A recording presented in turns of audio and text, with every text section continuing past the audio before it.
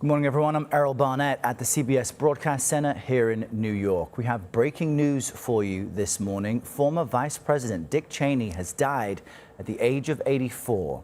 His family just released a statement saying, quote, "The former vice president died due to complications of pneumonia and cardiac and vascular disease." It went on to say Dick Cheney was a great and good man who taught his children and grandchildren to love our country and to live lives of courage, honor, love, kindness, and fly fishing. CBS News' Major Garrett has more on Cheney's life and legacy. In 2000, Dick Cheney was asked by George W. Bush to help pick his running mate. In the end, it was Cheney's name that rose to the top of the list. He really wanted me to come on board because he thought I could help govern, be part of his team, and that he wanted me involved in everything. Richard Bruce Cheney was born in 1941 in Lincoln, Nebraska, and grew up in Wyoming. He married his high school sweetheart, Lynn, with whom he had 2 daughters. In his late 20s, he moved to Washington, D.C., where he became President Gerald Ford's chief of staff at age 34. In 1978, he won his first of 6 terms in the U.S. House, representing Wyoming. I take this obligation freely. He became Secretary of Defense for President George H.W. Bush in 1989, overseeing the U.S. victory in the First Gulf War.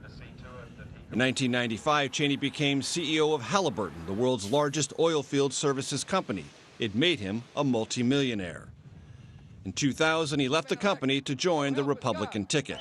This election is about real choices, that we are talking about the future of our nation.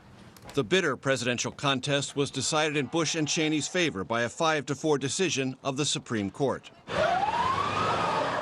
The September 11, 2001 attacks were the defining moment for the new administration. As the U.S. went to war in Afghanistan, Cheney also urged military action against Iraq. There is no doubt that Saddam Hussein now has weapons of mass destruction.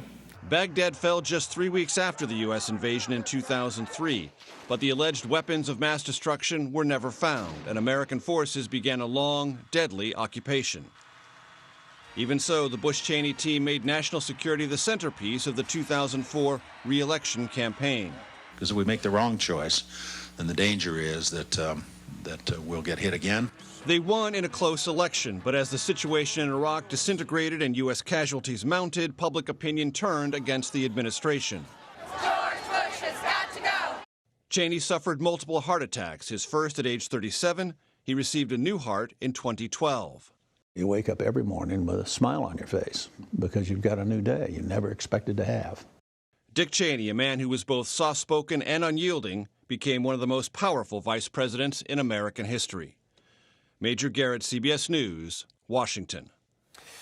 That was Major Garrett with an obituary there for former Vice President Dick Cheney, who his family announced this morning has died at the age of 84. And we read to you, as we showed you that obituary, some of the statement from Dick Cheney's family. And I have another portion of it I can read to you as well, which is that the family statement says that he died from complications of pneumonia, cardiac and vascular disease. We know that Dick Cheney received a new heart back in 2012 after a series of serious heart attacks. The family statement also says that his beloved wife of 61 years, Lynn, his daughters Liz, Mary, and other family members were with him as he passed, and they note that he died due to complications of pneumonia and cardiac